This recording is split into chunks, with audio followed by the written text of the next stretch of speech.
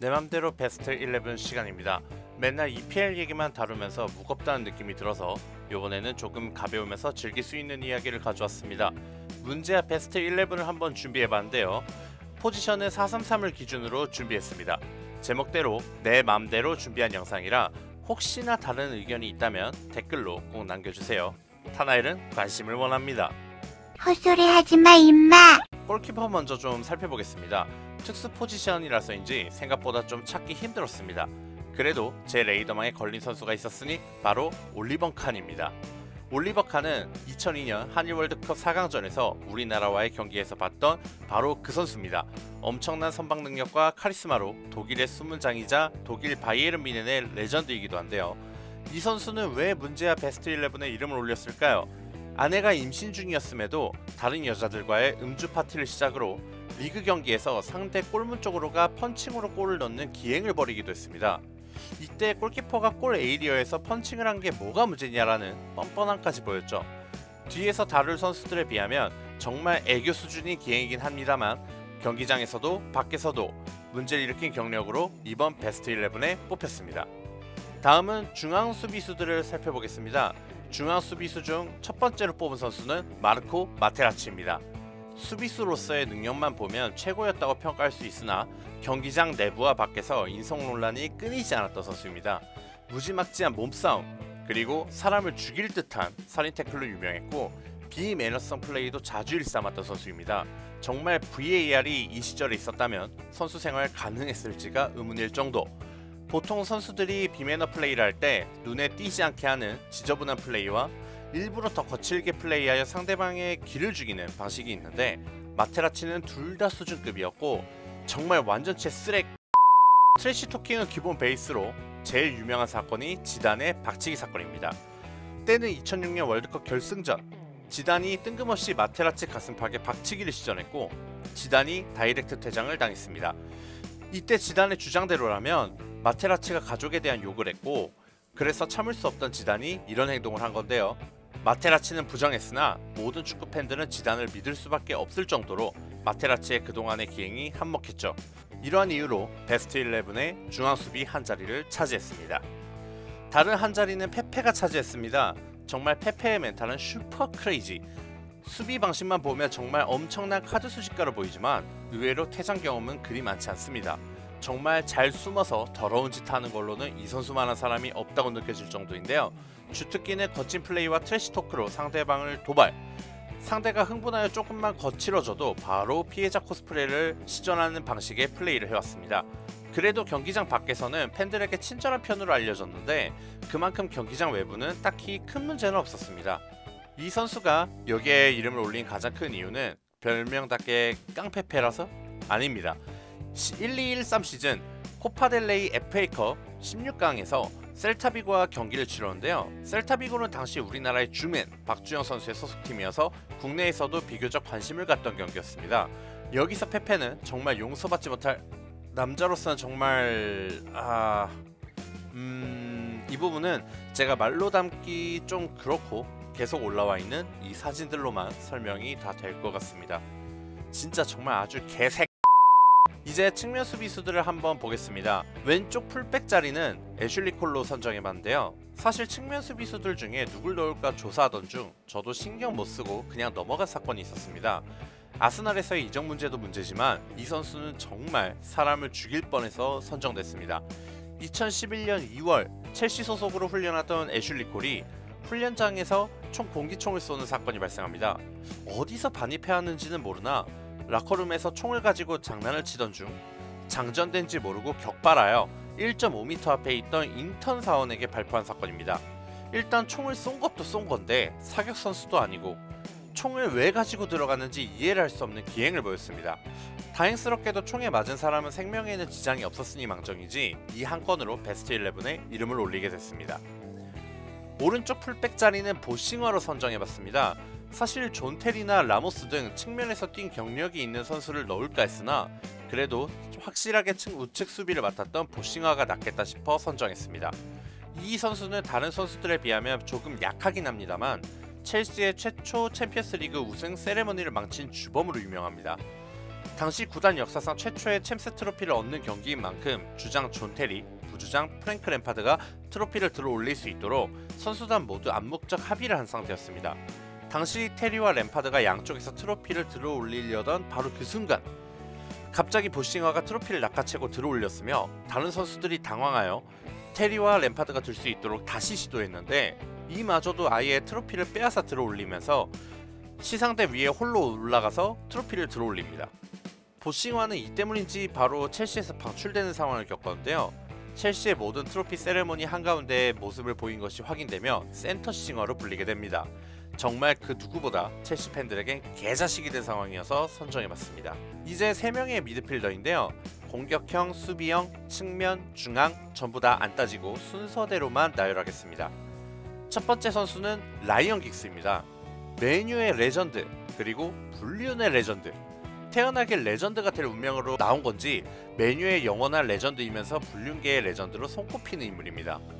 2011년 슈퍼모델인 이모젠 토마스와의 불륜 관계가 드러나면서 자기 관리의 끝판왕, 가정적인 이미지가 모두 박살나며 팬들이 실망하는 사건이 일어납니다. 여기까지만 해도 성공해서 돈 많은 선수의 능력 정도로 치부했고 그러려니 했던 사람들도 은근히 있었습니다. 하지만 이게 시작이었으니 친동생의 부인과 바람을 피운 것이 나오는데요. 동생인 로드리 긱스의 아내 나타샤 긱스와의 불륜 내용이었습니다. 심지어 무려 8년간 이 관계가 지속되었다고 하죠. 심지어 로드리 긱스에게 나타샤 긱스를 소개시켜준 사람이 불륜남 라이언 긱스였다는 사실. 자신의 부인이 임신했을 때 당시 20살이던 나타샤를 만났다고 합니다.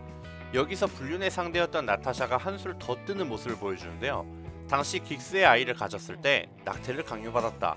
내가 임신했을 때도 라이언 긱스는 개의치 않고 즐겼다 등 피해자를 자처했는데요. 그런데 말입니다. 라이언 긱스 이외의 일부 메뉴 선수들과 잠자리를 가졌다는 내용까지 나옵니다. 물론 이 부분은 사실 여부가 정확하게 나오진 않았으나 몇몇 선수가 언급되었고 지금도 그 진위 여부로 팬들 사이에서는 말이 나오는 중이라고 합니다. 여기서 한 가지 조금 오해가 있을 수 있는데 긱스가 장모님까지 꼬셨다는 이야기가 있었고 그것을 정론으로 아는 경우가 많습니다. 하지만 이 부분은 타블로이드지인 미러에서만 나왔고 다른 언론사에서는 전혀 다룬 적이 없어 신뢰성이 떨어지는 부분입니다. 아무튼 이러한 이유로 긱스를 미드필더 포지션 첫 번째 선수로 선정해봤습니다. 다음은 에펜베르크입니다. 센 녀석이 나왔으니 조금 쉬어가는 타임인데요. 사실 에펜베르크는 레전드라고 표현해도 될 만큼 우수한 선수입니다. 하지만 우리나라 야구계의 유명한 법규 형님 김병현 선수처럼 팬들에게 법을 논한 사람입니다. 때는 1994년 미국 월드컵. 독일은 우리 대한민국과의 경기를 치렀는데요. 본래 포지션은 미드필더이지만 측면 수비수로 나왔던 에펜베르크는 경기력에 문제를 보였습니다.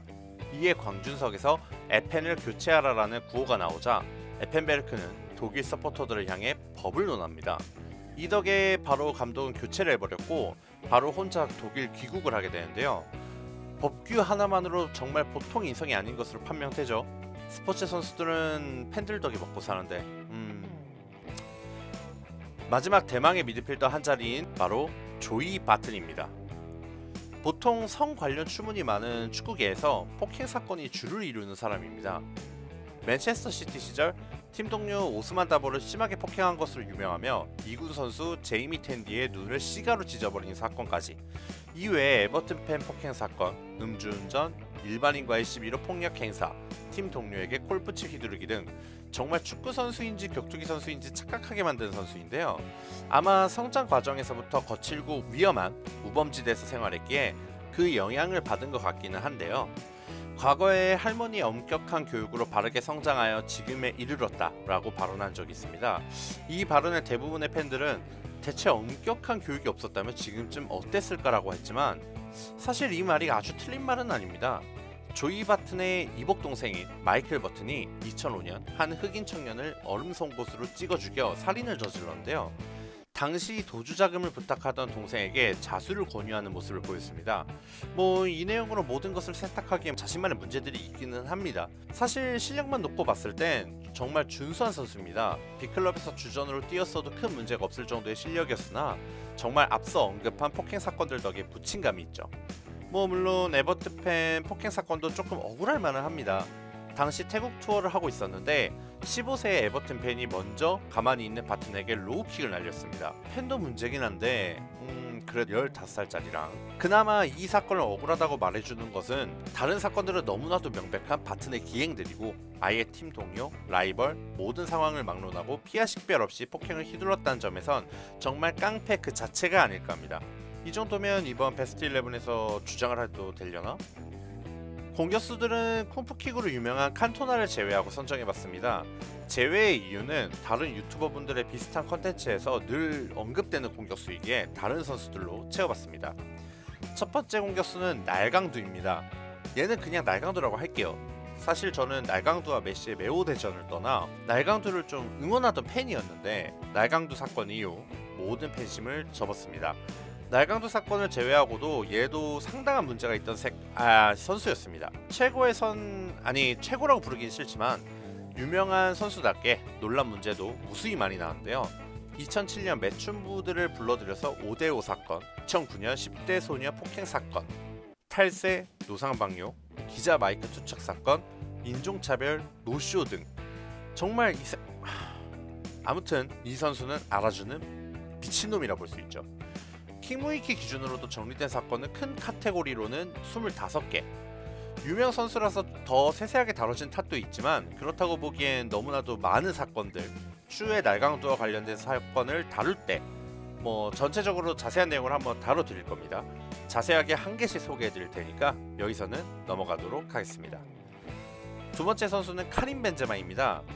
레알 마드리드의 리빙 레전드가 맞나? 어쨌든 국내에서도 많이 알려진 벤제마 선수는 실제 범법 행위로 인하여 프랑스 국가대표에서 퇴출을 당하였는데요. 국가대표 팀 동료인 마티유 발부에나에 대한 협박 사건입니다. 2015년 발부에나의 영상이 유출되었는데요. 범인들이 이 동영상을 통하여 협박을 하였다는 사실이 보도됩니다. 이때 지브리 시세가 체포되었다는 기사가 나왔는데요. 당시 시세가 사실을 부인하며 프랑스 측에서도 무혐의로 풀어줬고 일단락되는 듯 보였습니다. 그런데 말입니다. 이 사건의 국대팀 동료인 카림 벤제마가 가담했다는 보도가 나옵니다. BBC 보도를 통하여 좀 더 자세한 내용이 알려졌는데 2008년 비슷한 수법으로 시세를 협박하여 돈을 뜯어냈는데 시세를 이번 사건에 가담시켜서 합류시켰던 거죠.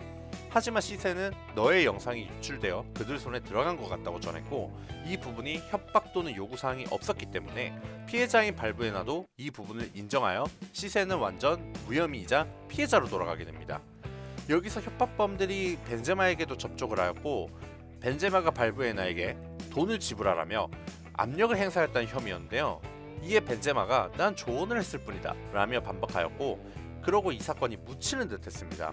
그러던 중 프랑스의 일간지 르키프에서 벤제마와 벤제마의 친구 통화 내용을 입수하면서 공개하였는데요. 통화 내용에 따르면 벤제마는 지속적으로 협박범들의 존재를 각인시키며 공포감 형성과 직접적 협박을 안 했으나 도움 요청을 방해했고 발부에나가 고통스러운 모습을 조롱하듯 말하며 즐기는 발언들까지 했습니다. 이에 따라 벤제마에게 우호적이던 여론도 전부 다 돌아섰고 발부에나가 이후 심경고백 내용에 벤제마에 대한 실망감과 분노를 표출하였죠. 벤제마는 이 덕에 프랑스 국가대표에서 영구 제명되었으며 여기 베스트 11에도 당당히 이름을 올리게 되었습니다. 정말 인성으로만 따지면 얘도 애지간한 것 같네요. 공격수 중 마지막은 바로 클라이베르트입니다. 예능 프로 런닝맨에서도 얼굴을 비쳤던 클라이베르트. 이 선수는 1995년 교통사고를 일으켜 피해자가 사망했던 사건이 있고 이 교통사고가 뺑소니였다는 의혹이 있습니다. 여기에 1996년에는 성추행 의혹, 그리고 1997년에는 집단 성폭행 사건에 연루되었던 선수입니다. 1995년 교통사고 때의 피해자는 여고생이었는데 사회봉사 정도로 처리되는 어처구니 없는 사태가 발생합니다. 당시 소속 구단인 아약스가 로비를 했다는 의혹까지 생겼었고 이때 문매를 맞았는데요. 최종적으로 집단 성폭행 사건으로 인하여 이미지가 완전히 박살난 선수. 죗값을 치른 것일지 갖고 있던 실력에 비하여 너무 빠르게 쇠퇴한 선수로도 유명합니다. 런닝맨의 얼굴을 비쳤을 땐 완전 둥글둥글한 귀여운 사람처럼 얼굴이 나오지만 축구계에서 유명한 인성갑으로 남으며 이번 베스트 11 공격수 라인업의 한 자리를 차지했습니다. 여기에 추가적으로 문제아 구단으로 선정한 한 팀도 있는데 바로 스위스의 FC 툰입니다. 전 현직 선수 12명이 미성년자와의 스캔들로 유명한데요. 이 사건은 아무래도 너무 자극적인 내용이 많으니까 디테일하게 다루진 않겠습니다만 구단 자체가 이런 적도 있다는 거죠. 사실 날강도의 메뉴 시절 5대5도 문제는 있었는데 아무튼 문제아 구단으로 FC2를 선정해봤습니다. 제가 준비한 영상은 여기까지입니다. 다음 시간에도 알찬 정보를 최대한 준비하도록 노력하겠습니다. 좋아요, 구독 한 번씩 꼭 부탁드리고요. 빼먹은 선수가 있거나 틀린 정보가 있다면 댓글로 꼭 알려주세요. 시청해주셔서 감사합니다. 타바.